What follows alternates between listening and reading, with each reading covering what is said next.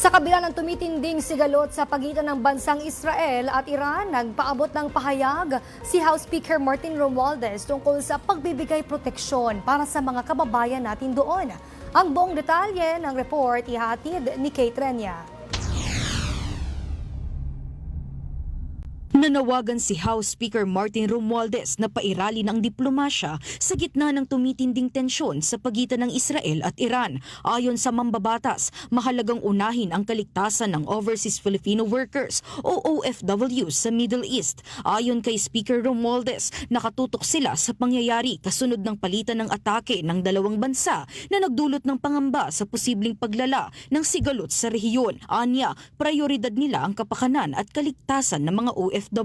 Hinimok din ni Speaker Romualdez ang Department of Foreign Affairs o DFA at Department of Migrant Workers o DMW na paigtingin ang koordinasyon sa mga bansang may malaking bilang ng Pilipino tulad ng Lebanon, Israel, Jordan at Gulf States. Dapat anya maging handa ang mga ahensya lalo na kapag kinakailangan ng repatriation. Iginiit din ng Speaker na ang Pilipinas ay naninindigan sa mapayapang resolusyon at nakahandang makipagtulungan sa pandaigdigang komunidad para maiwasan ng matinding karahasan. Dagdag pa ng House Leader, kaisa ang Kongreso sa pagtulong sa mga OFW at walang Pilipinong dapat mapabayaan sa panahon ng krisis. Suportado rin niya ang panawagan ng ibang bansa na magkaroon ng maximum tolerance at pagpipigil sa dalawang panig. Hinikayat din niya ang mga lider ng rehiyon at ng buong mundo na kumilos para mapigilan ang paglala ng sitwasyon. Pinaalalahanan ni House Speaker Martin Romualdez ang mga Pilipinong nasa ibang bansa na manatiling kalmado, makinig sa mga opisyal na anunsyo at panatilihing bukas ang komunikasyon sa mga embahada at konsulasyon ng Pilipinas.